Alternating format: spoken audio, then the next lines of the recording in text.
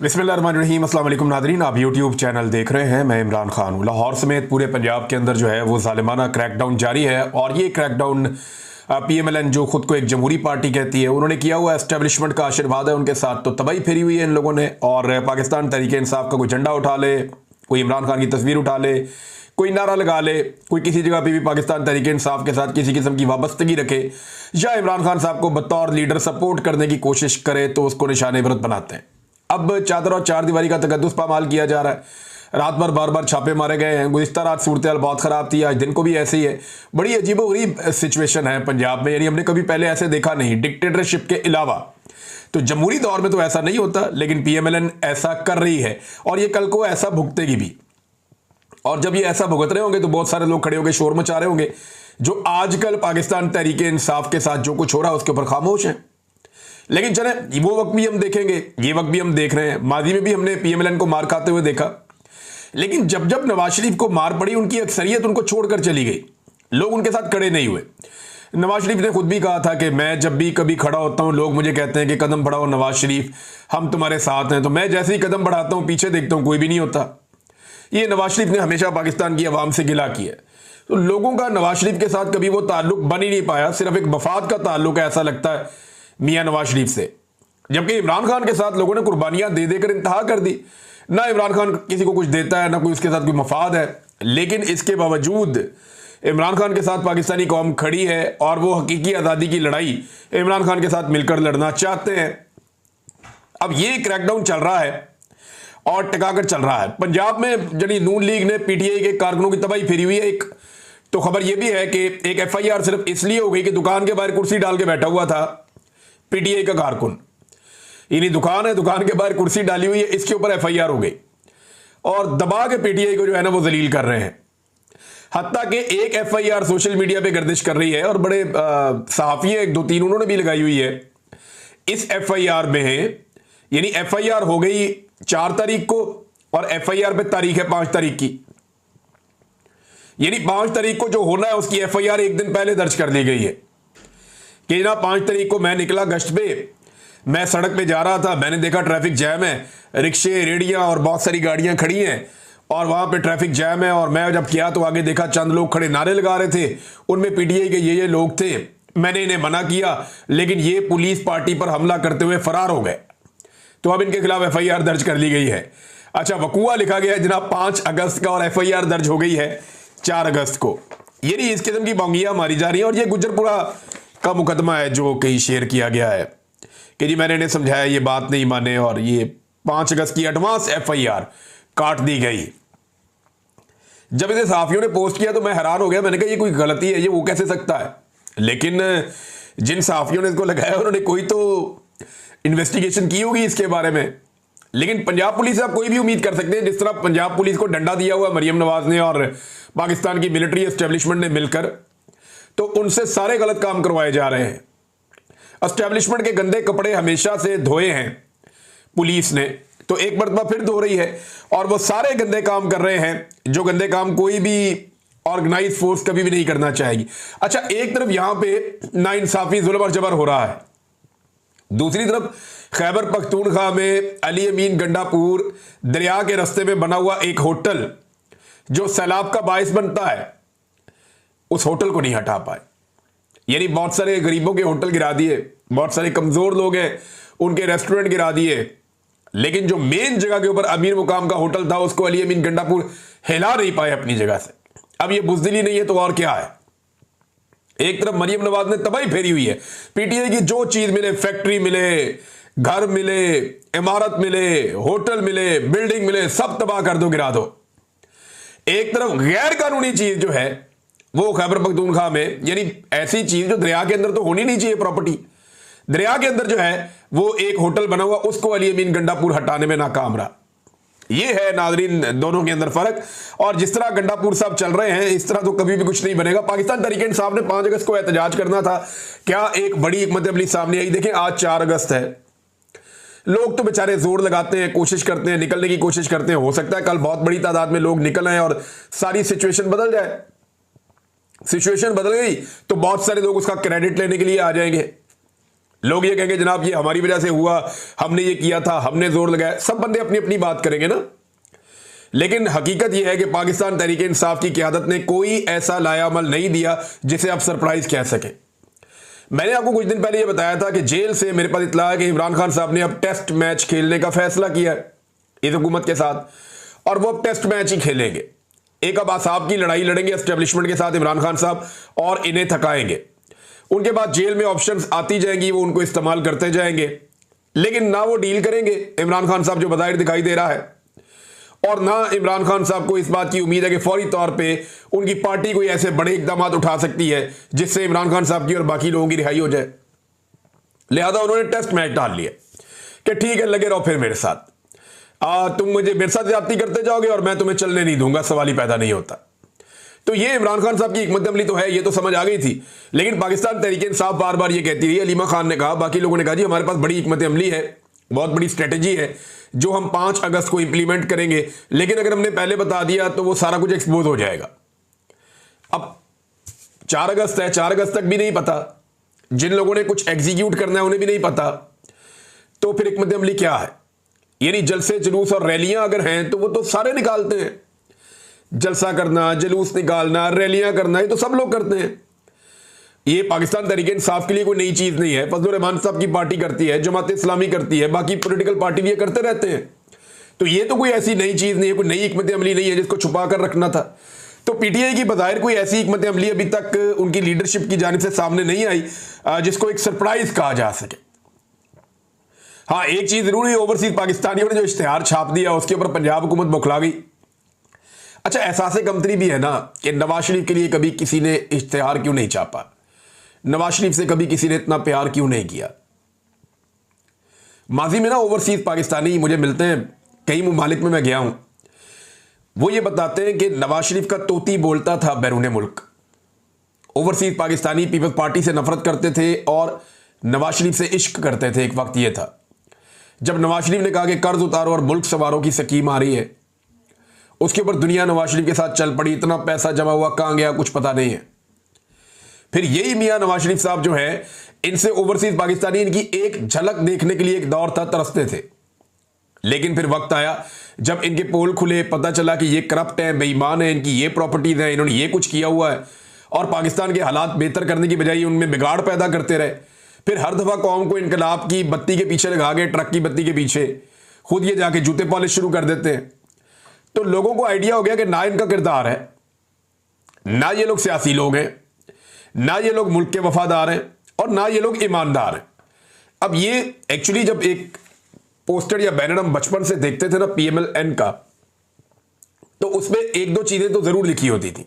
एक, बाकिरदार क़यादत, ये जरूर लिखा होता था, और ईमानदार, यानी ईमानदार और बाकिरदार, ये दयानतदार, ईमानदार, बाकिरदार, ये अल्फाज मियां नवाज शरीफ साहब के बैनर्स और पोस्टर्स के साथ लगे हुए होते थे। फिर मियां साहब अपने मुंह से कहते थे हम इक्तदार की नहीं इकदार की सियासत करते हैं, लिहाजा एस्टेब्लिशमेंट को और फौज को सियासत से निकल जाना चाहिए। आज मियां साहब और उनके सारे लटरम पटरम ये मिलकर कहते हैं जी हमें बड़ा फख्र है इस बात के ऊपर कि हम एक हाइब्रिड मॉडल लेकर आए। हाइब्रिड का लफ्जी मतलब है दोगला, कि हम एक दोगला निजाम लेकर आए जिसमें हुकूमत कोई और कर रहा है और सामने हम बैठे हुए स्टीयरिंग के ऊपर। यानी ऐसा महसूस हो रहा है जैसे कि हमें सिर्फ बिठाया गया है स्टीयरिंग पे सिर्फ शो शाह के लिए, पीछे से हुकूमत तो कोई और चला रहा है, ड्राइव तो कोई और कर रहा है, हम तो ड्राइव नहीं कर रहे। तो ये दोगला निजाम आज बड़े फख्र से ये कहते हैं जनाब हमें फख्र है कि हम ये कर रहे हैं, फौज हुकूमत चला रही है, हम जनाब उनके पीछे बैठे हुए सिर्फ अपना चेहरा लेकर, हम ना 3 में ना 13 में। तो मियां साहब ने अपनी इज्जत खुद गंवा ली। वही ओवरसीज जो कल तक मियां साहब के नाम की माला जपते थे, आज वो मियां साहब को मुंह नहीं लगाते। उन्हीं शहरों में जहां मियां नवाज शरीफ साहब की एक झलक देखने के लिए लोग तरसते थे, आज उन्हीं शहरों के अंदर मियां नवाज शरीफ साहब अपनी खिड़की खोल के बाहर मुंह नहीं निकाल सकते कि कोई गंदा अंडा ही ना मार दे। ये इतनी अजीबोगरीब सूरत हाल इनके साथ क्यों हो गई? देखिए, एक इश्तिहार को लेकर ये बेचारे परेशान हो गए जो ओवरसीज पाकिस्तानियों ने न्यूयॉर्क टाइम के अंदर लगवाया। न्यूयॉर्क टाइम के अंदर इश्तिहार लगवाया, ये इतने बौखला गए कि इनकी वज़ीर इत्तलात आगे बैठी। उन्होंने कहा जी कि ये $1,80,00,000 का इश्तिहार, $1,80,00,000, ये तो बहुत अरबों रुपए बनते हैं। तो क्या न्यूयॉर्क टाइम में अरबों रुपए का इश्तेहार छपता है? मैंने उसको चेक किया तो वो पता चल गया ये कोई 1-1.5 लाख से शुरू होता है। मैक्सिमम इश्तेहार जो सबसे महंगा वाला है वो $2.5 लाख तक जाता है। इससे महंगा तो ये होता ही नहीं इश्तेहार। और जो इमरान खान साहब ने इश्तेहार छापा ये मैक्सिमम $1 लाख $1.5 लाख का होगा। इससे ऊपर क्या होगा? तो $1-1.5 लाख तो ओवरसीज पाकिस्तानी इमरान खान के ऊपर से वार के फेंक देते हैं। भाई इमरान खान ब्रांड है, लोग उससे प्यार करते हैं, उस पर जान निछावर करते हैं। आपको 3 साल हो गए, आप मिलिट्री एस्टेब्लिशमेंट के साथ मिलकर उसको पीस रहे हैं, उसको मार रहे हैं, उसको तबाह कर रहे हैं। आप उसका कुछ भी नहीं बिगाड़ सके। लोग आज भी उसके साथ खड़े हैं। जिस दिन पाकिस्तान में फ्री एंड फेयर इलेक्शन हो गया या जिस दिन फौज को न्यूट्रलाइज कर दिया पाकिस्तान की अवाम ने, उस दिन आपको अपनी जो पहले 17 सीटें मिली है शायद वो भी ना मिले। बल्कि कुछ जो सीनियर सियासतदान है वो ये दावा कर रहे हैं कि पहले तो इनको 17 सीटें मिल गई थी, अब इलेक्शन करवा लें, इनको वो 17 सीटें भी नहीं मिलनी, इनका बेड़े गर्क हो गया। अब इनकी शक्ल नहीं देखना चाहती जो हरकतें इन्होंने पाकिस्तानियों के साथ कर दी हैं। और इनके अपने लोग मुंह छुपाते फिर रहे हैं बेचारे। ये सारा कुछ मियां नवाज शरीफ साहब ने मेहरबानी की है। बहरहाल ये इतने परेशान हो गए एक इश्तिहार पे जिसके पैसे अवाम ने दिए हैं। यानी लोगों ने अपनी मर्जी से इश्तिहार छापा, जिसकी मर्जी शक्ल छापे। अब नवाज शरीफ की नहीं छापते क्या करें? वो इमरान खान को पसंद करते हैं, उसके बारे में बात करते हैं, उसके बारे में इश्तिहार छापते हैं, उसके लिए एहतजाज करने निकलते हैं। लंदन के अंदर एहतजाज हुआ है, देख के यहां हैरत होती है कि पूरी की पूरी पीडीएम मिलकर एस्टेब्लिशमेंट को साथ भी मिला ले तो लंदन में 10 डाउनिंग स्ट्रीट के बाहर वो इससे आधे बंदे इकट्ठे नहीं कर सकते मिलके। लेकिन इमरान खान साहब की एक छोटी सी कॉल के ऊपर उनका एक अदना सा कारकुन कहता है कि आ जाओ, तो सारे पहुंच जाते हैं 10 डाउनिंग स्ट्रीट के बाहर, ओवरसीज पाकिस्तानी। तो ये नादरीन इमरान खान साहब की बात तो है, ब्रांड तो वो है। अब उसका मुकाबला नहीं ये कर पाते, और उसका मुकाबला करने के लिए ये अवाम का पैसा इस्तेमाल करते हैं इश्तिहारों में लगाने के लिए। एक बहुत अजीब चीज मैं आपको बता रहा हूं, जितना भी सरकारी पैसे से बोर्ड लग रहे हैं, बैनर्स लग रहे हैं, होर्डिंग्स लग रहे हैं, जितनी भी प्रमोशन हो रही है 14 अगस्त 1947 यौम आज़ादी के हवाले से जितनी प्रमोशन हो रही है, उसमें मैं ये लगातार देख रहा हूं कि आसिम मुनीर की तस्वीर है, नवाज शरीफ मरियम नवाज की तस्वीर है और शहबाज शरीफ की तस्वीर है। उसके अंदर से अल्लामा इकबाल और कायदे आज़म गायब हैं। अब मेरा सवाल यह है कि क्या मौजूदा एस्टेब्लिशमेंट ने और उनके ये जो टाउट्स हैं, इन्होंने मिलकर ये फैसला कर लिया है कि कायदे आज़म और अल्लामा इकबाल को बाहर रखना है इन सारे मामलात से? तो मैं इन्हें वार्निंग दे रहा हूं कि अपनी तबीयत ठीक कर लो और बंदे दे पुत्र बन जाओ, और कायदे आज़म और अल्लामा इकबाल की फोटोज लगाएं आप। ये जितने सरकारी लोग ये गंद मार रहे हैं ना कि कायदे आज़म और अल्लामा इकबाल की जगह पे वो ये करप्ट सियासतदानों को और फील्ड मार्शल को लगा रहे हैं सड़कों के ऊपर, जगह जगह के ऊपर, तो आप नफरत में इजाफा कर रहे हैं। 14 अगस्त 1947 पाकिस्तान आजाद हुआ था, बानिया पाकिस्तान एक ही था, कायदे आज़म मोहम्मद अली जिन्ना। ये लोग तो तब पैदा भी नहीं हुए थे जिनके आप बैनर और पोस्टर लगाते चले जा रहे हैं। तो मेरे ख्याल में होश के नाखून लें और ये गंदी और गलीज हरकतें बंद करें। सरकारी पैसे का इस्तेमाल उस काम के लिए करें जिस काम को अवाम अप्रिशिएट करे। ये नई चीज मैं एक पहली मरतबा देख रहा हूं कि कायदे आज़म मोहम्मद अली जिन्ना और अल्लामा इकबाल रहमतुल्लाह अलैह और बाकी जो लोग बानियाने पाकिस्तान है उन लोगों की फोटोज नहीं लगा रहे ये लोग, और सरकारी पैसा इस्तेमाल कर रहे हैं। ये किसी का जाती पैसा नहीं है, सरकारी पैसा है। यानी इमरान खान का इश्तिहार अगर पब्लिक के अपने पैसे से लगे, लोग खुद अपनी मर्जी से लगाएं, तो वह इन्हें तकलीफ होती है। लेकिन जब ये अवाम का पैसा इस्तेमाल करते हैं, जो टैक्स का पैसा है, टैक्स पेयर्स का, उसको इस्तेमाल करते हैं और वहां पे ये अपनी जाती तशहीर करते हैं, वहां इन्हें तकलीफ नहीं होती। वो बहुत सारी मिसालें और भी हैं, मैं आपके सामने रख सकता हूं। लेकिन एक और खबर है, ये सरफराज जोगर साहब हैं, chief justice Islamabad high court. इन्होंने जब नोटिस लिया और ये मामला उनके पास आया, जो मामला है लापता अफराद के लवाहिकीन जो इस्लामाबाद में एहतजाज कर रहे हैं उसके ऊपर, और यानी ये आज के दिन में रखा गया था वहां पे सुनने के लिए। तो इस केस में क्या हुआ मैं आपको बताऊंगा, आप हैरान हो जाएंगे। हमें पहले ऐसे लगा कि इस्लामाबाद हाई कोर्ट जो है वहां पे एक लार्जर बेंच केस सुन रहा था, जो जबरी तौर पे गुमशुदगियां होती हैं या लापता अफराद का एक केस है वो वहां पे लगा हुआ था, लेकिन वो बेंच टूट गया था। अब एक नया बेंच तश्कील देना था ताकि लवाहिकीन को इंसाफ मिले। तो हमें ऐसा लगा कि चीफ जस्टिस ने बुलाया तो वो बेंच बनाएंगे, लेकिन बेंच बनाने की बजाय उन्होंने कोई और ही काम कर दिया। चीफ जस्टिस साहब ने जो कुछ अदालत के अंदर किया उससे ऐसा लगता है कि वो चाहते हैं कि इसी तरह बस इनको उठाओ यहां से, ये जो बलूचिस्तान से लोग चलकर आए हुए इनको उठाओ यहां से, ये यहां पे कहां पे आके बैठ गए हैं। और पुलिस के ऊपर चीफ जस्टिस गर्म हो गए कि इनको उठाया जाए। डिप्टी कमिश्नर को अहकाम जारी कर दिए कि इनको यहां से उठाया जाए। डिप्टी कमिश्नर ने कहा कोई और इनको जगह दे देते हैं दूर दराज, वहां पर ये चले जाएं। ये नहीं कहीं और उनको बैठा देते ले जाके। अब चीफ जस्टिस ने कहा जी मुजाहिरीन के साथ मुज़ाकरात करें और धरना खत्म करवाएं। चीफ जस्टिस साहब ये नहीं सोच रहे कि ये लोग आए क्यों हैं, ये नहीं सोच रहे कि ये वहां पहाड़ों से, चट्टानों से और रेगिस्तानों से उठ के, जहां इंटरनेट नहीं है, जहां पे सहूलियात नहीं है बुनियादी जो जिंदगी की होती हैं, वहां से ये लोग उठकर इतनी दूर इस्लामाबाद क्यों आए। ये हजारों किलोमीटर का फासला तय करके पहुंचे हैं, तो ये सिर्फ यहां पे आगे सड़क पे बैठने के लिए पहुंचे हैं। इनकी बात तो सुने कि ये आए क्यों। आपको इनकी शक्लें बुरी लगती हैं, आपको इनके कपड़े अच्छे नहीं लगते, आपको ये गरीब लगते हैं, कमजोर लगते हैं, आपको इनसे घिन आती होगी, आपको लगता होगा ये कीड़े मकोड़े हैं, लेकिन ये पाकिस्तान के उतने ही शहरी हैं जितने आप शहरी हैं। ये बलूचिस्तान से आए जिनके वसाइल के ऊपर आप पूरी दुनिया में जाके इतराते फिरते हैं कि हमारे पास बड़ी मादनियात है, हम आपको ये दे देंगे वो दे देंगे। ये वही बलूचिस्तान के शहरी हैं जिनको आज तक बुनियादी इंसानी हकूक नहीं मिले। आप ये तो चाहते हैं यहां से उठ जाए, ये नहीं चाहते कि ये आए क्यों है।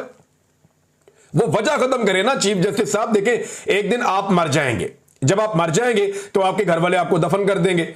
जब आप दफन हो जाएंगे तो फिर आपकी एक नई कहानी शुरू हो जाएगी, आपको हिसाब देना पड़ेगा। और ये मासूम लोग आपका गिरेबान पकड़े, इससे बेहतर है इन्हें इंसाफ दें।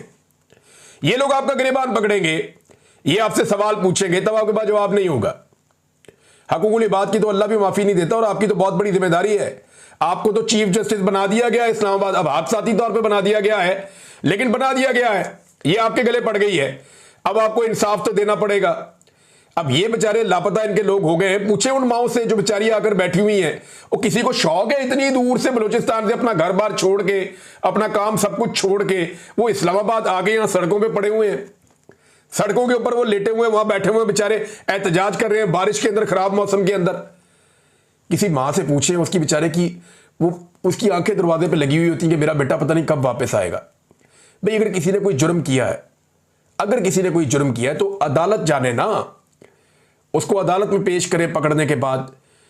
ये तो नहीं हो सकता कि कोई एजेंसी ये फैसला कर ले और वो इंसानों की जिंदगी और उनकी सांसों की मालिक बन जाए कि जनाब हमें लगता है बंदा ठीक नहीं है, पकड़ के अंदर कर दो। भाई इनको तो मैं भी खराब लगता था, मुझे पकड़ के अंदर कर दिया था लंबे अरसे के लिए।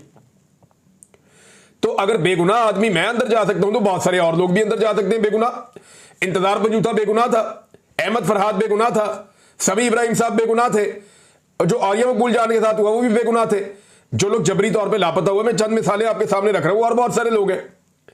सदाकत अब्बासी ने कौन से कुछ जुर्म किए हुए थे, और जितने लोग प्रेस कॉन्फ्रेंस कर देते थे वो किसी और तरफ, और जो नहीं करते थे वो किसी और तरफ। बहरहाल वो मामला दूर चला जाएगा। चीफ जस्टिस साहब आपको इंसाफ देना पड़ेगा, वरना फिर आपको जवाब देना पड़ेगा, इस जहान में भी और अगले जहान में भी। और एक बार ज़हन में रखिएगा, पाकिस्तान में जब भी इनकलाब आएगा ना, तो इस किस्म की अदालती जजमेंट्स और इस किस्म के कंप्रोमाइजेज की वजह से ये आपकी अदलिया भी अवाम के नरगे में आएगी। उस वक्त लोगों को अदलिया के ऊपर भी गुस्सा आ रहा है, और लोग ये जानते हैं कि जो कुछ पाकिस्तान में हो रहा है इसमें अदलिया इस वक्त एक सहूलतकार का किरदार अदा कर रही है। वो बेचारे बलोच बुरे लगते हैं आपको, उनकी बात तो सुनो, उनकी तकलीफ तो महसूस करो। सरफराज डोगर साहब, आपका बेटा उठा लिया जाए ना, ये बेटी उठा ली जाए और उसे जबरी तौर पे लापता कर दिया जाए, आपको और आपकी अहलिया को पता ही ना चले, पूरा खानदान टकरे मारते रहे, कभी इधर भागें, कभी एहतजाज करें, कभी अदालत में जाएं, आपको पता ही ना चले वो गया कहां पे है। आप दुनिया छान मारे, जहां मर्जी आप चले जाएं, आपको समझ ही ना आए वो गया किधर। एक उम्मीद आपको बाकी हो कि एक दिन वो वापस आ जाएगा, इसके अलावा कुछ भी नहीं। पूरी रियासत आपकी बात सुनने से इनकार कर दे, फिर आपको पता चलेगा ये तकलीफ क्या होती। जो इस तकलीफ से गुजरता है ना, उसी को आइडिया होता है। और अगर कोई इस तकलीफ से गुजरे बगैर इसके इंसाफ के लिए कोशिश करे तो वो बहुत अजीम इंसान होता है। तो आप कोशिश करें कि आप थोड़ा सा अजमत के किसी मेयार पे पूरा उतरे और इन लोगों के लिए आवाज उठाएं, बजाय इन लोगों को उठवाने के। यानी इन लोगों को उठवाने से क्या होगा, ये चले जाएंगे बेचारे मायूस होकर। आप इनको दीवार के साथ लगा के करना क्या चाहते हैं? ये इस शहर में आए कि यहां पे फैसले होते हैं, ये अपना फैसला लेने आए हैं कि हमारे प्यारे हमें वापस करो या अदालतों में पेश करो, अपना फैसला लेने आए। और आप ये फैसला सुनाने के दौड़ जाओ यहां से, या कोई इंसाफ नहीं है, कानून नहीं है, रियासत नहीं है, तो वो क्या करेंगे जाके वापस? आप उनकी ऑप्शंस खत्म कर रहे हैं। फिर आप कहते हैं दहशतगर्दी बढ़ रही है, फिर आप कहते हैं लोग रियासत के खिलाफ क्यों हो रहे हैं, फिर आप कहते हैं रियासत के खिलाफ लोग नारे क्यों लगाते हैं। तो जैसा आप उनके साथ सलूक करेंगे वो बेचारे वही करेंगे ना, उसके अलावा उनके पास ऑप्शंस खत्म हो जाती है। नाज़रीन, कश्मीर के एहतजाज में शिद्दत आ रही है। वहां पे नौजवान जो हैं उन्होंने मुख्तलिफ इलाके बंद कर दिए हैं, सड़कें बंद कर दी हैं। वो ये कह रहे हैं कि अब्दुल कयूम नियाज़ी साहब को रिहा किया जाए। जो साबिक वज़ीर आज़म भी हैं आज़ाद कश्मीर के और पाकिस्तान तहरीक इंसाफ के रहनुमा हैं। उन्हें पुलिस ने गिरफ्तार कर लिया था। अब कारकुनों ने मुख्तलिफ शाहराहें बंद कर दी हैं। पुलिस कोशिश कर रही है कि रास्ते खुल जाएं। कारकुन मान नहीं रहे। वो ये कह रहे हैं 24 घंटे का हमने आपको वक्त दिया था, हम पूरा का पूरा इलाका बंद कर देंगे अगर आपने अब्दुल कयूम नियाज़ी को रिहा ना किया तो। अभी तक तो सूरत हाल जूं की तूं है। जो इसके अंदर फर्दर डेवलपमेंट होगी आपके साथ मैं शेयर करूंगा। मौलाना ज़ियाउर रहमान साहब हैं, ये फजलुर रहमान साहब के भाई हैं। इन्होंने एक दावा किया है, ब्रिगेडियर राशिद नसीर, जिनका यह केस भी एक चल रहा था बरतानिया में, ये ब्रिगेडियर राशिद, अब तो रिटायर फौजी है ये, तो ब्रिगेडियर राशिद नसीर और इसके बारे में अली अमीन गंडापुर के बारे में उन्होंने कुछ इंकशाफ किया है, या आप इल्ज़ाम कह लें। उन्होंने कहा क्या? उन्होंने कहा जी ब्रिगेडियर राशिद नसीर ने गिरफ्तारी के वक्त जब अली अमीन गंडापुर के बाल काटे थे तो इसी वक्त आपसे लिखवा लिया था कि पीटीआई को तोड़ना है। हमें तो मालूम है, पीटीआई वालों को भी इसका किरदार मालूम होना चाहिए। आपने उसी वक्त सौदा कर लिया है जिनके साथ आपने सौदा किया था, अब उनके काम के भी आप नहीं रहे। ये मौलाना ज़ियाउर रहमान साहब फजलुर रहमान साहब के भाई हैं, ये वो दावा कर रहे हैं। अब गंडापुर साहब इसका क्या जवाब देते हैं, उनके भाई क्या जवाब देते हैं? उन्होंने कहा जी बाल जो है वो ब्रिगेडियर राशिद नसीर ने कटवाए थे अली अमीन गंडापुर के, ये मौलाना ज़ियाउर रहमान साहब ने दावा किया है। अच्छा, ये दावा कोई और करे ना तो चुका जाएगा और मार पड़ेगी उसे। कोई भी ये दावा करेगा ना पाकिस्तान में, उसको चुक लेंगे, उसको मारेंगे, कुटेंगे। फजलुर रहमान साहब एस्टेब्लिशमेंट के साथ मिलकर स्टेटस को का हिस्सा रहते हैं, लिहाजा उनके भाई को कोई उंगली भी नहीं लगा सकता। बल्कि जो लोग ज़ेरे अताब आते हैं ना, उनमें से कुछ लोग अब दूसरी पॉलिटिकल पार्टी ज्वाइन करना शुरू हो गए। ऐसे लोग जो पीटीआई के साथ थे लेकिन अब वो पार्टियां चेंज कर रहे हैं, कोई फजलुर रहमान साहब की पार्टी में जा रहा है, कोई पीपल्स पार्टी में जा रहा है। अच्छा, वो कारकुन जो अपनी पार्टी की लीडरशिप से नहीं मिल सकते, वो भी अगर ये कहते हैं ना हम पीटीआई से आ रहे हैं, तो उनकी लीडरशिप उन्हें मिल लेती है। ये आप अजीब चीज देखें, एक फोबिया है ना पाकिस्तान तहरीक इंसाफ का जो पूरे मुल्क में चल रहा है। शुगर माफिया के हवाले से नाज़रीन खबर है, अगले वीलॉग में आपके साथ में शेयर करता हूं। अब तक के लिए इतनी, अपना ख्याल रखिएगा, अपने चैनल का भी अल्लाह हाफिज़। Assalamu alaikum, this is Mohit Pizada in a coffee shop somewhere on a roadside between Los Angeles and Washington DC. मुझे यकीन माने खुद ठीक तरह से पता नहीं है कि मैं कहाँ पे हूँ, लेकिन मुझे सिर्फ इतना पता है कि मैं जहाँ भी हूँ यहाँ अभी 4 अगस्त 2025 मंडे सोमवार के दिन की दोपहर है। बड़ी खूबसूरत दोपहर है, लेकिन हिंदुस्तान पाकिस्तान बरसगीर में, मशरक़ी वस्ता में, नॉर्थ अफ्रीका में अब 5 अगस्त 2025 और मंगल के दिन की सुबह हो रही। मैं यहाँ जब रुका तो मैंने बहुत इंटरेस्टिंग किस्म की डेवलपमेंट्स मैंने देखी, जिन पे मैं समझता हूँ कि कमेंट करना इसी स्टेज के ऊपर बहुत ज़्यादा ज़रूरी है, इससे पहले कि मैं अपने किसी होटल के कमरे वगैरह में पहुँचूँ। और वो जो डेवलपमेंट्स ये हैं कि डोनाल्ड ट्रंप की जो ग्रोइंग वॉर ऑफ वर्ड्स है, जो डोनाल्ड ट्रंप की इस वक्त हिंदुस्तान के साथ और नरेंद्र मोदी की हुकूमत के साथ जो जंग है और उसमें जो शिद्दत आती चली जा रही है, उससे पाकिस्तान के जनरल साहिबान और जनरल आसिम मुनीर की उनकी जो टीम है, उसकी जो पॉलिटिकल स्पेस है उसमें बेहद इजाफा हो रहा है, जिसका कि पाकिस्तान का मिलिट्री रजीम फ़ायदा भी बेतहाशा उठाने की कोशिश कर रहा है। ये सारी की सारी डेवलपमेंट है क्या, ये कितनी देर तक चलेगी इसकी, और जाहिर है कि ये एक ऐसे वक्त पे हो रहा है जब पाकिस्तानी डायस्पोरास दुनिया भर में और खुद पाकिस्तान के अंदर जनरल आसिम मुनीर के ख़िलाफ़ मुजाहरे कर रहे हैं और इमरान ख़ान की जो गिरफ्तारी है, उनकी जो इम्प्रिजनमेंट है, उसके जो 2 साल हैं उसके ख़िलाफ़ मुजाहरे कर रहे हैं, उनकी रिहाई का मुतालबा कर रहे हैं। तो यूँ इस वक्त डोनाल्ड ट्रंप की जो पॉलिटिक्स है, जिसकी नेचर क्या है, जिसकी ज़रूरियात और डायनामिक्स क्या है, जो मैं आपको एक्सप्लेन करूँगा, उससे पाकिस्तान की जमहूरियत को नुकसान पहुँच रहा है और जनरल आसिम मुनीर और पाकिस्तानी जनरल्स हैं, उनकी पॉलिटिकल स्पेस में इजाफा हो रहा है। लेकिन इससे हमें कोई बहुत ज़्यादा घबराने की ज़रूरत नहीं है, बिकॉज़ ये इंटरनेशनल रिलेशंस के वो टेम्प्रेरी झटके और जर्क्स हैं जो बहुत देर नहीं चलते, जैसे कि मैं आपको एक्सप्लेन करूँगा। और इसकी सिग्निफिकेंस में और इसमें वे फॉरवर्ड क्या है, ख़ास करके पाकिस्तानी अमेरिकन डायस्पोरास के लिए, कैनेडियंस के लिए, यूरोपियंस के लिए, वो भी मैं आपको इंटरप्रेट करने की और आपके सामने रखने की मैं कोशिश करता हूँ।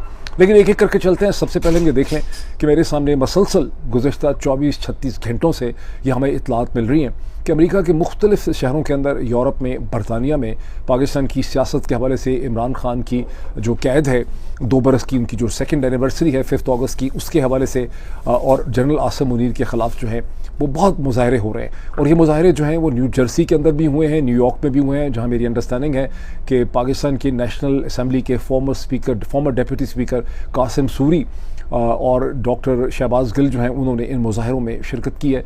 मेरी अंडरस्टैंडिंग ये भी है कि कासिम सूरी साहब जो हैं वो अब से थोड़ी देर पहले एक फ़्लाइट के ज़रिए मुझे पता चला है कि वो न्यूयॉर्क से डैलस पहुँचे हैं, जहाँ आज ही ग़ालिबन 4 अगस्त को बहुत बड़ा मुजाहरा होना है। मेरी अंडरस्टैंडिंग है कि कल लॉस एंजलिस के अंदर जहाँ से मैं निकला हूँ वहाँ पर भी बहुत बड़ा मुजाहरा होना है। ग़ालिबन आज ही के दिन में सैन फ्रांसिस्को में भी इस हवाले से मुजाहरा हुआ है और गुज़िश्ता 24 घंटे में लंदन में, यूरोप के और बहुत से शहरों में, ऑस्ट्रेलिया में, सिडनी में भी मुजाहरे हुए हैं और कुछ इसी किस्म की इतलात जो हैं वो कनाडा से भी हैं। अब ये जो मुजाहरे जो हैं इसके मुझे ये भी पता चल रहा है कि ये मुजाहरे जो है वो खैबर पख्तूनख्वा में भी हैं, ये मुजाहरों की सूरत हाल जो है वो बलोचिस्तान में भी है।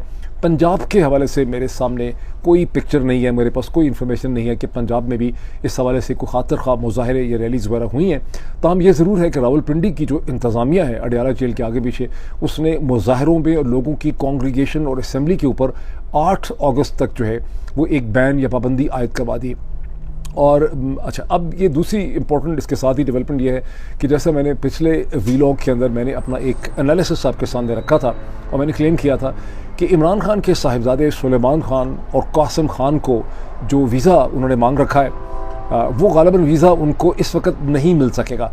और अब तक जो मैंने सारे इन्फॉर्मेशन चेक की है कि 4 अगस्त 2025 वनडे का दिन सारा ख़त्म हो गया और बरतानिया के पाकिस्तान के लंदन हाई कमीशन से जो वीज़ा मुतवक्को था कि कासिम और सुलेमान को मिल सकेगा वो वीज़ा इशू नहीं हुआ। इसका ये मतलब नहीं है कि उनको वीज़ा नहीं मिलेगा, यह मुमकिन है कि उनको और चंद दिनों के बाद जब पाकिस्तान का जो मिलिट्री रजीम है वो सूरत हाल का जायज़ा लेगा कि हमारे सामने किस किस्म का चैलेंज है, हमें क्या करना है, तो हो सकता है कि सुलेमान खान और कासिम को किसी टर्म एंड कंडीशन के ऊपर वीज़ाज़ जो हैं उस स्टेज पे दे दिए जाएं। बहरहाल अभी तक उनको वीज़ाज़ जो हैं वो नहीं दिए गए और इस हवाले से मेरा एनालिसिस जो है वो सही साबित हुआ है। अब हम थोड़ा सा ये देखें कि जो बहुत इंटरेस्टिंग सूरत हाल है कि मंडे के दिन में पाकिस्तान के डिप्टी प्राइम मिनिस्टर और पाकिस्तान के फॉरेन मिनिस्टर जनाब समदी साहब जो हैं, इसहाक डार साहब ने एक बार फिर अमेरिका के जो सेक्रेटरी स्टेट है या अमेरिका के वज़ीर ख़ारजा जो हैं मार्को रूबियो, उनके साथ उन्होंने एक बार फिर फ़ोन पे बात की, जिसकी एक रवायती किस्म की प्रेस स्टेटमेंट इशू की गई है पाकिस्तान के फॉरेन ऑफिस से कि दोनों लीडर्स ने जो बाहमी उनके इंटरेस्ट हैं उस पर, रीजनल इशूज़ पे, पाकिस्तान और अमेरिका के दरमियान में ट्रेड, पोटेंशियल मिनरल्स वगैरह इन सब चीज़ों के हवाले से बात की। इन अदर वर्ड्स आप ये कह सकते हैं कि कोई भी सब्सटेंटिव किस्म की बातचीत उनकी नहीं हुई, ये महज एक ऑप्टिक्स हैं जो क्रिएट की जा रहे हैं। लेकिन क्या वजह है कि इसहाक डार साहब की ईद हो गई है, कभी छोटी ईद हो रही है, कभी बड़ी ईद हो रही है, कभी पाकिस्तान के फॉरेन मिनिस्टर की इतनी किस्मत तो 9/11 के बाद भी नहीं खुली थी कि थोड़ी थोड़ी देर के बाद उसकी अमेरिका के फॉरेन मिनिस्टर के साथ, वज़ीर ख़ारजा के साथ फ़ोन पे बात होने लग जाए। इसका इंटरेस्टिंग बैकग्राउंड में ये भी चीज़ ऐड कर लें कि जुलाई ही के महीने में पहले तो जून की 18 तारीख को पाकिस्तान के जनाब army chief general field marshal Asim Munir साहब ने लंच किया, जो 1 घंटे के बजाय 2 घंटे में कन्वर्ट हो गया डोनाल्ड ट्रंप के साथ वाइट हाउस में। उसके बाद इसे कहते हैं जुलाई के महीने में पाकिस्तान के फॉरेन मिनिस्टर जनाब इसहाक डार साहब की मार्को रूबियो के साथ मुलाकात हुई, जिसके हवाले से ज़ाहिर है बहुत प्रेस स्टेटमेंट्स वाला इशू हुई। मार्को रूबियो ने खुद उसके हवाले से ट्वीट किए। फिर जुलाई के ही मेरा ख्याल है 28 तारीख को एक बार फिर इसहाक डार साहब की और मार्को रूबियो की टेलीफोन पे बात हुई और अब फिर 4 अगस्त को दोबारा मार्को रूबियो की और इसहाक डार साहब की फ़ोन पे बात होती। ये वो सूरत हाल है जिसको ऊपर पाकिस्तान के अखबारात के अंदर मसलसल जो कॉलमनिस्ट हैं, जो सारे के सारे भाई लोगों के साथ उनसे डिक्टेशन ले रहे हैं या मतलब वैसे भी लोगों की बहुत सी मजबूरियां होती, तो वो मसलसल ऐसे कॉलम और एनालिसिस छप रहे हैं कि अमेरिका और पाकिस्तान के दरमियान में एक बहुत ज़बरदस्त स्ट्रेटिजिक रिलेशनशिप और उसका जो है ना उसकी रेनोवेशन हो गई है, रिन्यूअल हो गया और एक नए दौर का और एक नए उसका जो दौर है, सुनहरी दौर जो है अमेरिका और पाकिस्तान के रिलेशनशिप का, उसका आगाज़ हो गया। कुछ किसी हद तक भाई लोगों का इन्फ्लुएंस भी है अरब न्यूज़ के ऊपर, अल जज़ीरा के अंदर, उसके बाद जो रॉयटर्स की एजेंसी वगैरह, तो वहाँ पर भी इस किस्म की बहुत चीज़ें छप रही हैं जिससे वाकई लगता है कि रीजनल और इंटरनेशनल डायनामिक्स में बहुत बड़ी तब्दीली आ गई है। एंड हेंस फोर्थ पाकिस्तान की जो मिलिट्री है उसके और अमेरिका के दरमियान में बड़े ज़बरदस्त किस्म के रिलेशनशिप जो है वो इस्टेब्लिश हो जाएंगे। इसके बारे में हम हतमी तौर पर कुछ कह नहीं सकते कि ये ऐसे कोई रिलेशनशिप टेक ऑफ करेंगे। मेरी सिक्स सेंस है कि ये जो कुछ भी है ये टेम्प्रेरी है। इस ऊँट ने अभी किसी करवट बैठना है और हमें बिगर पिक्चर को गौर से देखने की बहुत ज़रूरत है।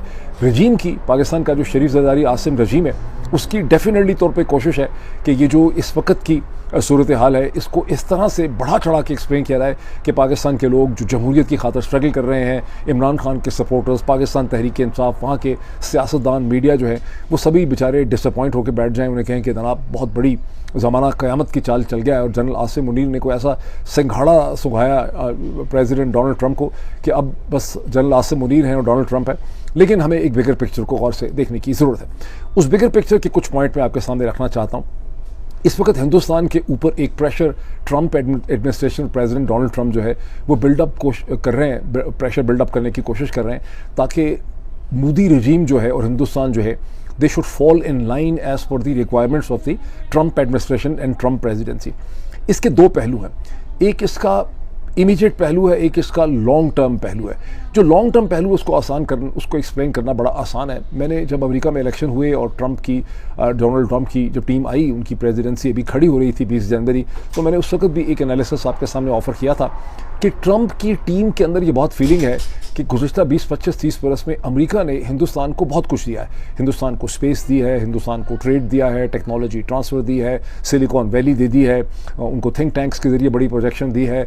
हॉलीवुड की फिल्मों के अंदर जहाँ कहीं पढ़ा लिखा टेक्नोलॉजी का बंदा दिखाना है अदर देन द वाइट, तो उसमें एक हिंदुस्तानी डॉक्टर, हिंदुस्तानी साइंसदान को भी खड़ा कर दिया है सफ़ेद कोट पहना के, जेम्स बॉन्ड की मूवीज़ में भी डाल दिया है। तो ये सब कुछ जो है वो किया गया है, लेकिन हिंदुस्तान ने इसकी कोई रेसिप्रोसिटी जो है वो नहीं की है। रेसिप्रोसिटी से मतलब यह है कि पाकिस्तान ने अगर अमेरिका का फेवर अर्न किया तो पाकिस्तान ने अमेरिका की खातर जंगें लड़ी हैं, 2 दफ़ा अफगानिस्तान में जंग लड़ी है, अमेरिका के साथ सीटों सेंटों का हिस्सा बने, अपनी सेल्फ रिस्पेक्ट की कुर्बानी दी है, अपने नेशनल इंटरेस्ट जो हैं उनको कभी भी इंपॉर्टेंट नहीं समझा और अमेरिका के इंटरेस्ट को पाकिस्तान की एलीट ने सर्व किया। हिंदुस्तान ने इस किस्म का कुछ भी नहीं किया। ना हिंदुस्तान चीन से लड़ने को तैयार है, ना रूस से पीछे हटने को तैयार है, ना अपने नेशनल इंटरेस्ट जो है उन पर कॉम्प्रोमाइज़ करने को तैयार है। तो एक फीलिंग जो है लॉन्ग टर्म के हवाले से रही है कि हिंदुस्तान ने हमसे फ़ायदा तो बड़ा उठाया, लेकिन हमें इन रिस्पॉन्स में दिया कुछ नहीं है। लेकिन इस वक्त जो कुछ हो रहा है इसका एक इमीडिएट किस्म का कॉन्टेक्स्ट है, और वो जो इमीडिएट कॉन्टेक्स्ट ये है कि हिंदुस्तान जो रशियन ऑयल ख़रीद रहा है उसके बारे में हिंदुस्तान भी ख़रीद रहा है, चीन भी ख़रीद रहा है, और डोनाल्ड ट्रंप की इस वक्त ज़रूरत यह है कि मैं किसी तरह से रूस के ऊपर इतना दबाव बिल्डअप कर सकूं कि पुतिन जो है वो मेरे से बात करे, मेरे से एक समिट मीटिंग हो जिसमें से कुछ निकले। लेकिन रूस के सदर जो हैं व्लादिमीर पुतिन, वो डोनाल्ड ट्रंप को किसी भी किस्म की स्पेस नहीं दे रहे। डोनाल्ड ट्रंप के माइंड में बात चली गई है कि अगर चीन किसी तरह से चीन और हिंदुस्तान को पीछे हटाया जाए कि वो रूस के एनर्जी प्रोडक्ट्स, रूस की गैस और उसका जो ऑयल है वो ना ख़रीदें, तो मुझे व्लादिमीर पुतिन जो है उसके ऊपर प्रेशर डालने में बहुत ज़्यादा मदद जो है वो मिल सकती है। इसमें आप देखते हैं कि आज के दिन में जो 4 अगस्त है, डोनाल्ड ट्रंप ने ट्रूथ सोशल के ऊपर, जो उनका अपना प्लेटफॉर्म है, उसके ऊपर उन्होंने एक ट्रूथ सोशल किस्म का ट्वीट किया जिसमें उन्होंने ये कहा कि हिंदुस्तान जो है वो ना सिर्फ रूस से सस्ता तेल ख़रीद रहा है बल्कि उसको ओपन मार्केट में महंगा बेच के प्रॉफिट और मुनाफा कमा रहा है, और हिंदुस्तान को कोई फिक्र नहीं है कि यूक्रेन में कैसे लोग मर रहे हैं, वहाँ पे किस किस्म की ट्रेजेडी है। मैंने फैसला किया है कि मैं हिंदुस्तान के ऊपर बहुत ज़्यादा हाई टैरिफ, उसको पनिश करने के लिए उसके ऊपर हाई टैरिफ जो है वो इम्पोज करूँगा, और इस चीज़ को कंसिडर करने का आप सबका शुक्रिया। ये उनका बड़ा ट्वीट है। अब गुज़श्ता 30-40 बरस में मुझे नहीं याद पड़ता, आई एम ए कीन student of regional and international dynamics, कि कभी किसी अमेरिकन प्रेसिडेंट ने हिंदुस्तान के हवाले से इतना सख्त ज़ाती किस्म की पोजीशन इतने पब्लिक प्लेटफॉर्म के ऊपर ली हो। और सिर्फ एक दिन पहले वाइट हाउस के जो डिप्टी चीफ ऑफ स्टाफ हैं जनाब स्टीवन मिलर, जो सूज़न वाइल्स के डिप्टी हैं एक तरह से, उन्होंने भी एक फॉक्स टेलीविज़न के जो डिस्कशन थी उसमें उन्होंने यही कहा कि can you believe this thing कि इंडिया और चाइना जो हैं वो रूस से तेल ख़रीदते हैं, और हिंदुस्तान हमारा एलाय है वो रूस से तेल ख़रीदता है, जिसके नतीजे में रूस की जो जंग है अगेंस्ट यूक्रेन वो जो है वो फैसिलिटेट होती है, और ये हिंदुस्तान कर रहा है। Can you believe this? तो अब एक दिन पहले स्टीवन मिलर से स्टेटमेंट दिलाई गई, अगले दिन डोनाल्ड ट्रंप ने ज़ाती तौर पे ये स्टेटमेंट जो ले ली है, इससे आपको डोनाल्ड ट्रंप की बढ़ती हुई फ्रस्ट्रेशन, उनका गुस्सा जो है वो नज़र आता है। इसमें एक चीज़ बड़ी इंपॉर्टेंट है हिंदुस्तानी ऑब्जर्वर्स के लिए, हिंदुस्तान में तो खैर हमारा चैनल बंद है, लेकिन दुनिया भर में जो थोड़े बहुत हिंदुस्तानी हमें देख लेते हैं, कि जब कभी पाकिस्तान के बारे में मगरबी लीडर्स ने, अमेरिका के लीडर्स ने, मुख्तलिफ ज़राए अबलाग ने बड़ी सख्त किस्म की पोजीशन ली, कहा पाकिस्तानी चोर हैं, मुनाफिक हैं, झूठे हैं, ये किया वो किया, इन्होंने ये कर दिया, ईवल हैं, टेररिस्ट हैं, तो हिंदुस्तानियों ने हमेशा उनको एविडेंस समझा जैसे कोई यूनिवर्सल ट्रूथ है, और अमेरिका का प्रेसिडेंट कह रहा है, ये सेक्रेटरी ऑफ स्टेट कह रहा है, ये हिलरी क्लिंटन कह रही है। इस मौके पे हम उस लेवल पे नहीं गिरेंगे जिस लेवल पे हिंदुस्तान के ज़राए अबलाग, वहाँ के एनालिस्ट, वहाँ के लोग गिरते रहे हैं। हम इसको ऑब्जेक्टिवली देखेंगे कि इस वक्त अमेरिका के ट्रंप प्रेसिडेंसी जो है वो अपनी जो एक छोटी मोटी रिक्वायरमेंट्स है वो पूरी कर रही है, और उसके लिए हिंदुस्तान को टारगेट किया जा रहा है। ये कोई एब्सोल्यूट ट्रूथ्स नहीं है, और जब अमेरिका की तरफ से पाकिस्तान को टारगेट किया जाता है तो वो भी कोई एब्सोल्यूट ट्रूथ्स नहीं होते। उम्मीद यही है कि कभी हिंदुस्तानियों में भी इतनी इखलाकी जुर्रत पैदा होगी, उनके अंदर इतनी मॉरल करेज होगी कि वो इसको भी पॉजिटिवली एथिकल लेवल पे रिस्पॉन्ड कर सकेंगे। और जिस तरह से उन्होंने गुज़िश्ता कई बरसों में पाकिस्तानियों को ईवल समझा क्योंकि अमेरिका से कह दिया गया है, हॉलीवुड ने फिल्म बना दी है, किसी ने किताब लिख दी है, वो थोड़ा सा अपने उस स्टेट ऑफ माइंड से बाहर निकलने की कोशिश करेंगे। अब इस वक्त सूरत हाल है क्या जो इस वक्त है ट्रंप की।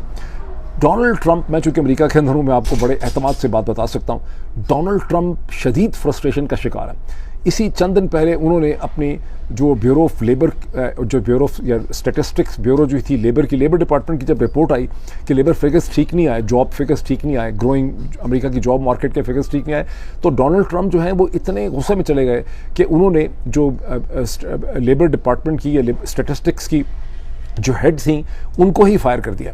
यानी killing the messenger, shooting the messenger पहली दफ़ा हुआ है। और इसका मतलब यह है कि वो इतने फ्रस्ट्रेट हो गए हैं कि जो डाटा होता है, जो जॉब मार्केट डाटा है, उसकी जो इंटेग्रिटी है उसकी भी वो रेस्पेक्ट नहीं कर रहे हैं। उसकी बड़ी शदीद इम्प्लिकेशंस हैं। लेकिन इससे आपको डोनाल्ड ट्रंप की इस वक्त की जहनी सूरत हाल का बखूबी अंदाज़ा जो है वो हो सकता है। अब यूक्रेन का इस कॉन्टेक्स्ट में समझें कि जब डोनाल्ड ट्रंप इतने पुरएतमाद थे कि अभी प्रेसिडेंट नहीं बने थे तो उन्होंने स्टेटमेंट दे दी थी अपनी प्रेसिडेंशियल कैंपेन में कि मैं यूक्रेन की जंग तो ऐसे करके मैं यूक्रेन की जंग जो है वो बंद करवा दूंगा। मेरे तो प्रेसिडेंट बनने से पहले ही ये जंग, जब मैं कहूँगा तो जंग जो है वो बंद हो जाएगी। रूस भी मेरी बात सुनेगा, यूक्रेन भी मेरी बात सुनेगा।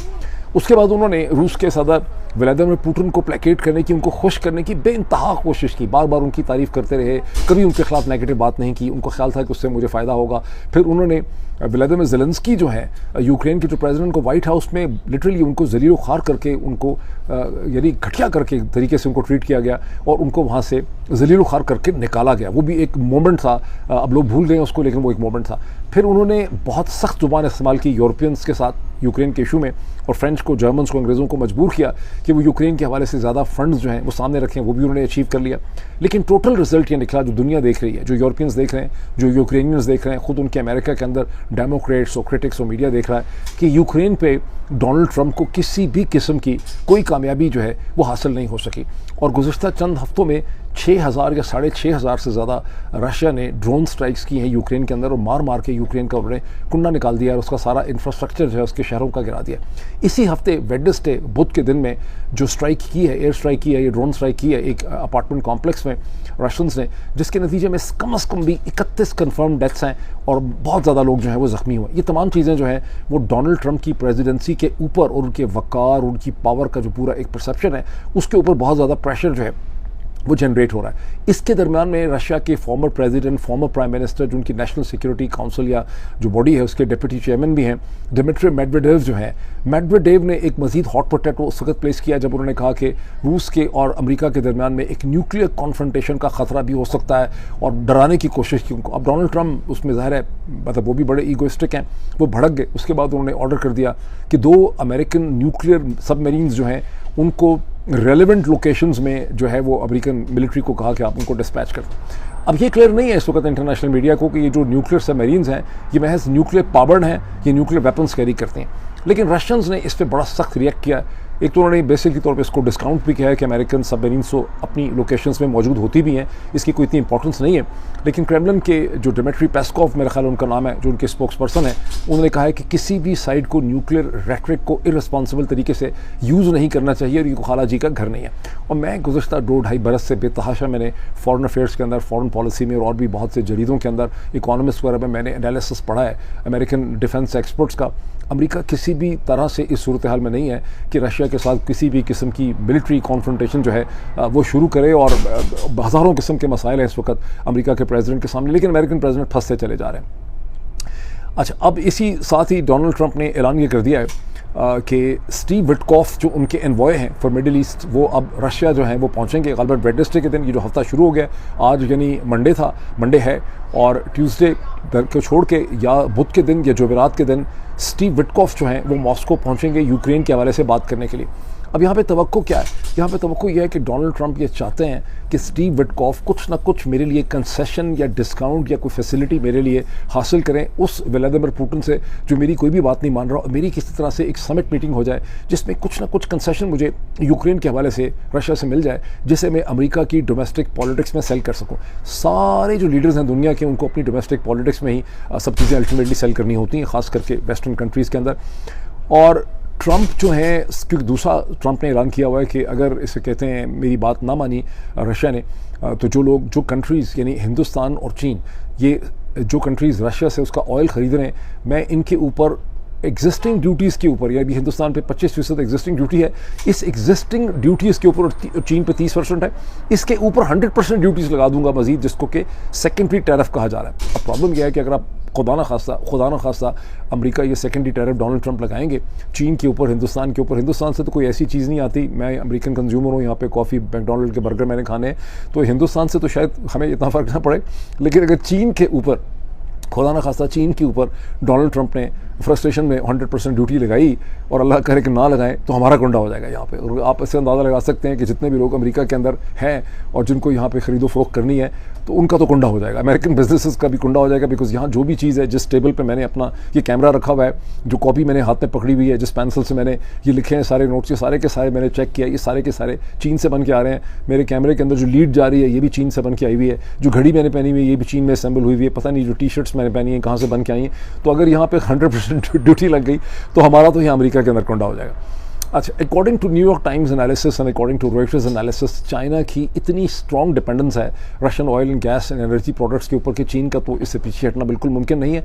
और अकॉर्डिंग टू न्यूयॉर्क टाइम्स में जो एनालिसिस छपा था 3-4 दिन पहले, फिर रॉयटर्स ने भी वही एनालिसिस छापा, उन्होंने सेपरेटली बात की हिंदुस्तान के टॉप ऑफिशियल्स के साथ। उन्होंने कहा कि हम किसी भी सूरत में हिंदुस्तान के लिए मुमकिन नहीं है कि हम रशिया से तेल ना ख़रीदें, बिकॉज ये हमारे नेशनल इंटरेस्ट में है, हमारी एनर्जी सॉवरेनिटी जो है वो हमारे लिए बहुत ज़्यादा इंपॉर्टेंट है।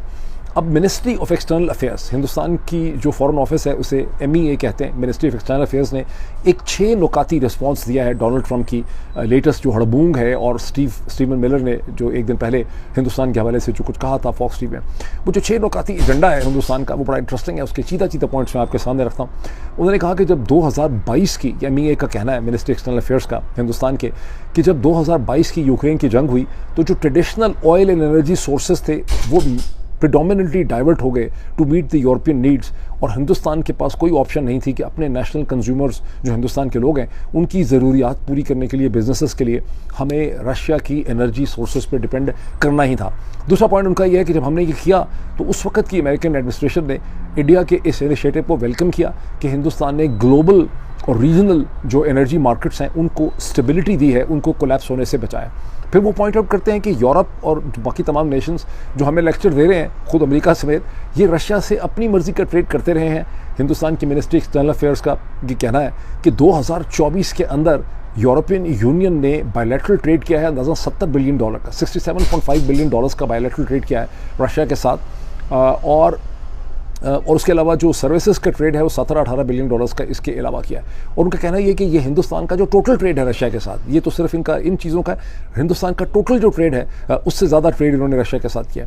फिर बहुत ही इंटरेस्टिंग चीज़ उन्होंने ये कही है मिनिस्ट्री ऑफ एक्सटर्नल अफेयर्स ने कि यूनाइटेड स्टेट्स के जहाँ अपने कोर इंटरेस्ट आते हैं वहाँ पर रशिया के साथ ट्रेड जारी है। फॉर इंस्टेंस अपने न्यूक्लियर एनर्जी के लिए यूरेनियम हेक्साफ्लोराइड भी रशिया से लिया जा रहा है, इलेक्ट्रिक EV मार्केट के लिए पैलेडियम भी लिया जा रहा है, और केमिकल्स एंड फर्टिलाइजर्स भी रशिया से हासिल किए जा रहे हैं। वहाँ अमेरिका के चूँकि कोर कंसर्न्स हैं, इसलिए अंडर द सर्कमस्टांसेस इन सारी सिचुएशन में हिंदुस्तान को टारगेट करना जो है वो अनफेयर है, और वो उसकी कोई अनजस्टिफाइड है, उसकी कोई जस्टिफिकेशन नहीं बनती। इससे ऑब्वियस क्या होता है? इससे ऑब्वियस ये होता है कि डोनाल्ड ट्रंप की तवक्को के ख़िलाफ़ इंडिया एंड नरेंद्र मोदी की हुकूमत is not going to surrender, और वो इससे पीछे नहीं हट रहे, अपने बेसिकली एनर्जी सॉवरेनिटी के इशू से पीछे नहीं हट रहे, और वो डिक्टेशन अमेरिका की लेने के लिए बिल्कुल भी तैयार नहीं।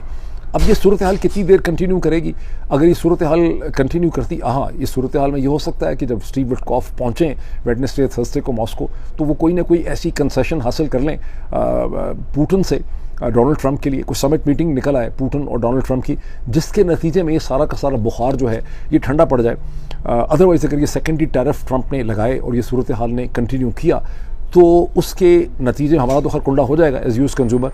लेकिन पाकिस्तानी जनरल्स जो हैं जनरल आसिम मुनीर उनकी टीम की जो स्पेस है पॉलिटिकल, ये आपको अगले चंद दिनों या हफ्तों तक बढ़ती नज़र आएगी।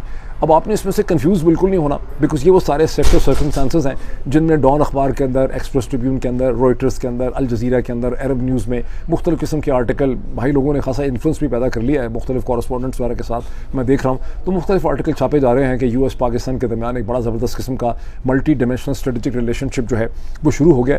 अभी इस पर आप अपना एनालिसिस होल्ड करके रखें, इसको ज़रा गौर से देखने की ज़रूरत है। देखिए ये ऊँट के स्कैबर्ड जो है वो बैठता है, और it's very important in terms of conclusion कि इंटरनेशनल रिलेशंस में इस किस्म के मोमेंट्स, इस किस्म के झटके, इस किस्म के टेम्प्रेरी जो ट्रांजिशनल पॉइंट्स हैं वो आते रहते हैं।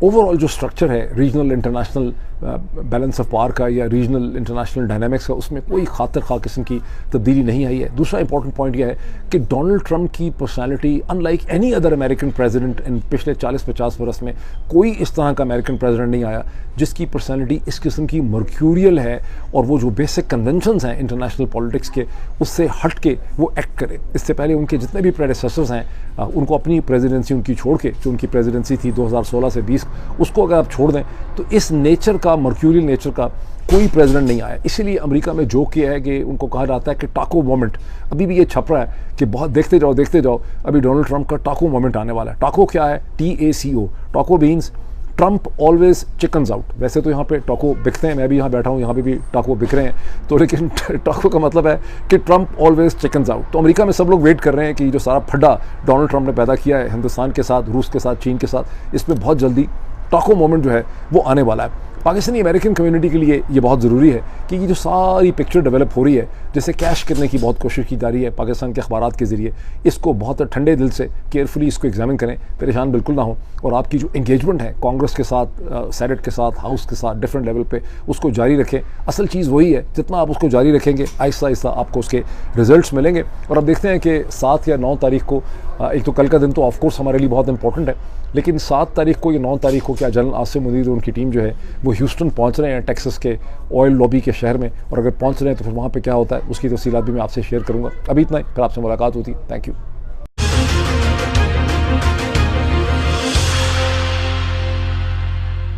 बिस्मिल्लाहिर्रहमानिर्रहीम। अस्सलाम वालेकुम नाज़रीन। आज 5 अगस्त साबिक़ वज़ीर आज़म इमरान खान को गिरफ्तार हुए 2 साल मुकम्मल हो गए। कैद तन्हाई के 2 साल अक्सरियत उन्होंने काट ली। तहरीके इंसाफ ने आज मुल्क भर में 5 अगस्त को एहतजाज की कॉल दी और इसके बाद इस कॉल को मुसलसल जारी रखा जाएगा। इमरान खान की बहनें, बानी PTA इमरान खान की बहनें अलीमा खान नूरीन, उन्होंने कहा है कि वो अडयाला जेल के बाहर जाएंगी पुरअमन एहतजाज के लिए। दूसरी तरफ हुकूमत पाकिस्तान ने रावलपिंडी में दफा 144 लगा दी। दफा 144 का मतलब होता है 4 लोग से ज्यादा अफराद इकट्ठे ना हो। एक तरफ तो इतलात खबरें ये आ रही हैं कि हुकूमत ने नेशनल मीडिया को हुक्मनामा सादर किया है कि PTI के एहतजाज की कवरेज नहीं की जाएगी। दूसरी तरफ इतलात ये भी हैं कि तहरीके इंसाफ के वर्करों, रहनुमाओं और कारकुनों के घरों में छापे मारे जा रहे हैं कि वो पूरे मुल्क भर में एहतजाज ना करें। दूसरी तरफ तहरीके इंसाफ ने अपनी हिकमत अमली बनाई है कि बहुत बड़े जलसे या इस्लामाबाद लॉन्ग मार्च करने की बजाय दर्जनों की सूरत में लोग पाकिस्तान तहरीके इंसाफ के कारकुन, रहनुमा मुख्तलिफ शाहराहों पर आएंगे, एहतजाज करेंगे, अपना पुरअमन एहतजाज रिकॉर्ड कराएंगे और चले जाएंगे, और कोशिश की जाएगी कि बड़े तौर पर गिरफ्तारियां ना हो। दूसरी तरफ हुकूमत ने पुलिस को हिदायत की है कि अगर कहीं एहतजाज हुआ तो उस अफसर के खिलाफ सख्त तरीन कार्रवाई की जाएगी। नाज़रीन, ये ताज्जुब मुझे हुआ है, माजी में मोहतरम साबिक़ वज़ीर आज़म नवाज शरीफ साहब भी गिरफ्तार रहे, शहबाज शरीफ साहब भी गिरफ्तार रहे, साबिक़ मौजूदा सदर आसफ अली जरदारी और कई दीगर रहनुमा रहे, लेकिन 90% गिरफ्तार रहनुमा बीमार होकर मुख्तलिफ अस्पतालों में इलाज कराने ले जाते रहे। डॉक्टर आसिम पाकिस्तान पीपल्स पार्टी के थे, और कई दर्जनों ऐसे मिसाल है कि खुद नवाज शरीफ जेल में बीमार हो गए तो उन्हें लाहौर के सर्विस अस्पताल के VVIP कमरे में शिफ्ट किया गया, और उनकी साहबजादी जो आजकल मोहतरमा हमारी काबिल एहतराम वजीर आला है मरीम नवाज, उन्हें वालद की तीमारदारी के लिए जेल से वहां भेजा गया, जहां ख्वाजा आसफ के मुताबिक 50 रुपए के फॉर्म पर साबिक आर्मी चीफ कमर जवेद बाजवा ने उन्हें लंदन भिजवा दिया। लेकिन इमरान खान ने 50 दहाइयों की सियासत को दफन कर दिया। जब भी कोई जाता था, किसी के प्लेटलेट्स कम हो जाते थे, किसी को कमर निकल जाती थी, यहां तक कि फर्द जुर्म आयद होती थी तो बीमारी के लिए दर्जनों मेडिकल सर्टिफिकेट चले जाते थे। लेकिन इमरान खान ने एक दिन भी जेल से हस्पताल जाने का कोई बहाना नहीं बनाया। और तहरीक इंसाफ ने कहा है कि इस पे सलमान अकरम राजा ने कहा है कि हम पुरअमन एहतजाज जारी रखेंगे, और एहतजाज उस वक्त तक जारी रहेगा जब तक पाकिस्तान में मुकम्मल तौर पर जमहूरियत नहीं आ जाती, अदलिया को आज़ाद नहीं किया जाता, हज़ारे राय पर पाबंदी को ख़त्म नहीं किया जाता, सिविल सोसाइटी को उसका हक नहीं दिया जाता, चोरी के मैंडेट वालों को घर नहीं भेजा जाता, उस वक्त तक हमारा पुरअमन एहतजाज जारी रहेगा। नाज़रीन, इस सूरत में गुज़श्ता रोज भी अमेरिका, ऑस्ट्रेलिया, स्विट्जरलैंड, दुनिया भर के ममालिक में दर्जनों इमरान खान के हक में पुरअमन एहतजाजी रैलियां निकाली गई। कहीं गिरफ्तारियां नहीं हुई, किसी को नजरबंद नहीं किया गया, किसी के घरों में छापे नहीं मारे गए। लेकिन पाकिस्तान, जो हमारा पाकिस्तान है, जो आपका पाकिस्तान है, जो इस्लामी जमहूरिया पाकिस्तान है, जमहूरियत है, जहां पुरअमन एहतजाज जमहूरियत का हुस्न है, वहां एहतजाज करने वालों पर गोलियां, लाठियां, आंसू गैसें, शेलिंगें, छापे, चादर चादर का दुष्पामाल है। मौजूदा हुक्मरानों को सोचना होगा कि वो माजी में हुक्मरान भी रहे और जेलों में भी गए। खुद पीपल्स पार्टी के मौजूदा सदर आसफ अली जरदारी को 9 साल जेल में रखा गया, और उस वक्त हुकूमत मुस्लिम लीग नून की तो लेकिन शायद अब ये समझ गए हों, लेकिन नहीं समझेंगे तो समझ जाएंगे। दूसरी तरफ नाजरीन, पाकिस्तान तहरीक इंसाफ के रहनुमा ने कहा है कि पुरअमन एहतजाज जमहूरियत का हुस्न है, और इमरान खान ने 2 साल जिस तरह जेल में वक्त गुजारा है, हम इसके लिए एहतजाज करेंगे, और किसी ने रोकने की कोशिश की तो एहतजाज हमारा पुरअमन हक है।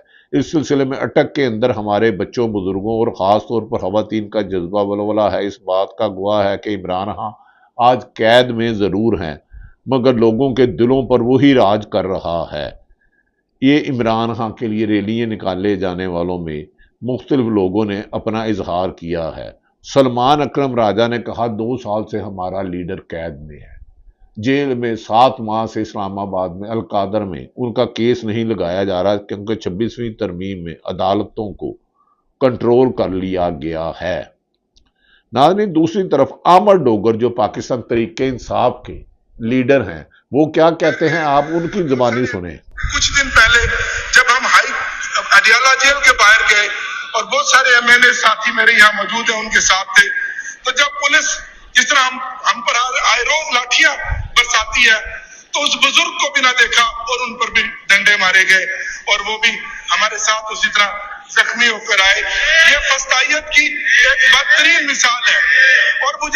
और आखिरी दिन खास तौर पर मैं बात करना चाहता हूँ, आखिरी दिन उन्होंने इस जुल्म के हालात में उनका इंतकाल हुआ है, तो इससे बढ़कर जमहूरियत का कत्ल कोई हो नहीं सकता।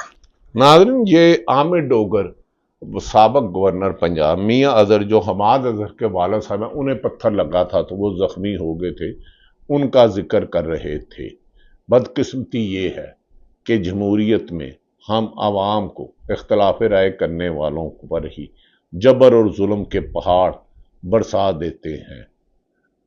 ना जाने हमें क्या हो गया कि हम ये नहीं समझते कि ये जुल्म आखिर खत्म। जब इमरान खान की हमशीरा अलीमा खान कहती हैं, सुने कि वो खुद क्या कहती हैं। अब इनके पास आज ये वोट लेने जाएंगे, वो जो 17 सीटों, अब कल की खबरें देख लेना, उसका मैं निचोड़ दे दूँ। इनकी जान निकली हुई है, जान निकली हुई है।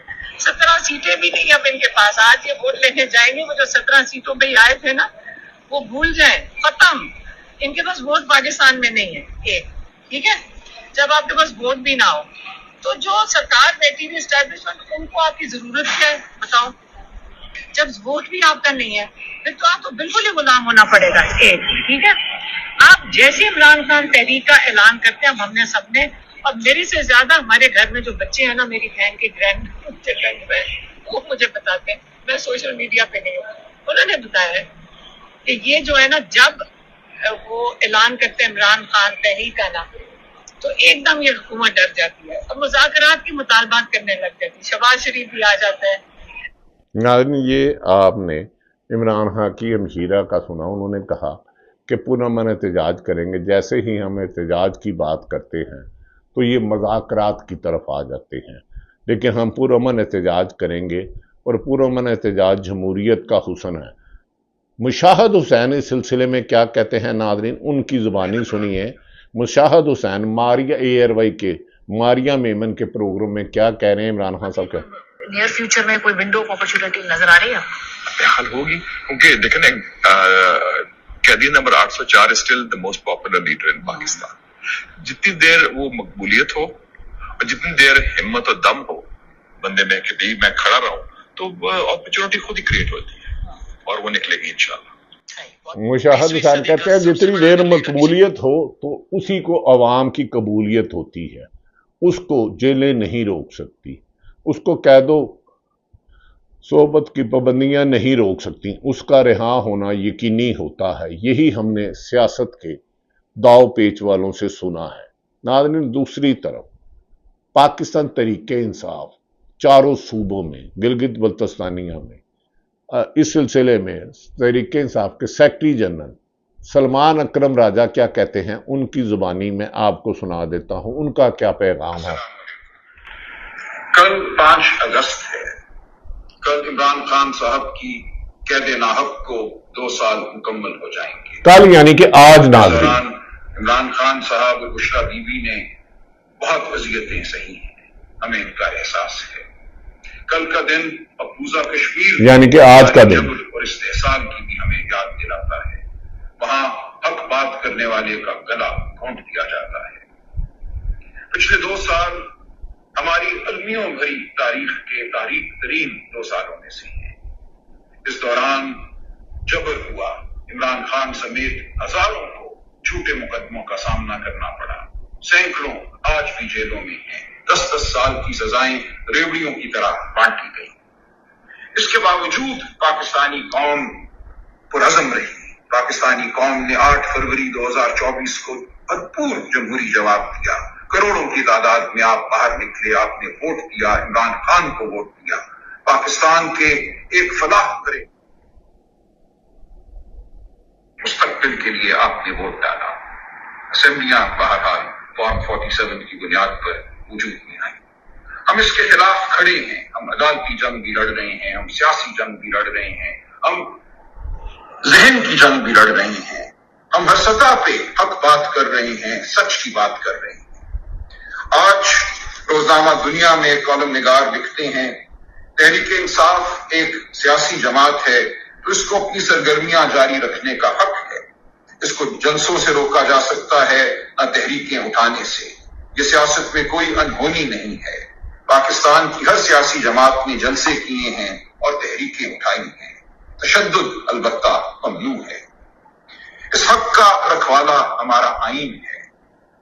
बाहर निकलना, सड़क पर चलना, ये हमारा आईन हमें हक देता है। आईन का आर्टिकल 15, आईन का आर्टिकल 17 हमें मिलकर बाहर निकलने का हक देता है। आईन का आर्टिकल 19 हमें आवाज बुलंद करने का हक देता है। हमारी तहरीक आजादी इन हुकूक से मुरत्तब हुई। अंग्रेज के दौर में भी यह हक हमें दिया गया। आज हम सराहते हैं उन नफूस को जो कल सिडनी में बाहर निकले। 3 लाख की तादाद में लोग निकले गजा में मजालिम के खिलाफ। कुछ साल पहले जब इराक पर हमला हुआ था तो 10 लाख लोग लंदन शहर में निकले थे। हमने उन्हें भी सराहा था। सच को कभी तशद्दुद की जरूरत नहीं होती। तशद्दुद सच को खा जाता है। पुरअमन इज्तमा, सच्चों का पुरअमन इज्तमा शिकोहे मुल्क दीन होता है। माजी में अगर नून लीग की क़यादत गिरफ्तार हुई तो उन्होंने एहतजाज किया, पीपल्स पार्टी की हुई उन्होंने एहतजाज किया, पीटीआई को भी उतना ही एहतजाज का हक है, लेकिन पुरअमन एहतजाज करना चाहिए। 5 अगस्त को भारत ने पाकिस्तान मकबूजा कश्मीर में इस्तकाक किया, उनके पर भी हकूक पर डाका मारा, उस पर भी हमें आवाज़ बुलंद करनी है। पुरअमन एहतजाज ही जमहूरियत का हुस्न है। हमें यकीन है कि पाकिस्तान में आजकल खबरें तो बहुत हैं कि बड़ी बड़ी तब्दीलियाँ रूनुमा हो सकती हैं, लेकिन अदालतों की आज़ादी, आइन की हुक्मरानी और बानी पीटीए की काल पर एहतजाज के लिए इतलात है, खबरें हैं कि नेशनल मीडिया को कवरेज से रोका गया है। अज़ार राय पर पाबंदी ज़बान काटने के मुतरादिफ है। यकीनन वज़ीर आज़म शहबाज शरीफ जमहूरी वज़ीर आज़म बेशक फार्म 47 के हैं, लेकिन हमें यकीन है कि वो अज़ार राय पर पाबंदी पर कदगन लगाने वालों को रोकेंगे। और पुरअमन एहतजाज का हक हर सियासी जमात का हक उनका भी था, पीपल्स पार्टी का भी था और पीटी का ये भैया और हर पाकिस्तानी का है। अगर अंग्रेज दौर में हक था तो अब इसे नहीं छीनना चाहिए। पाकिस्तान जिंदाबाद।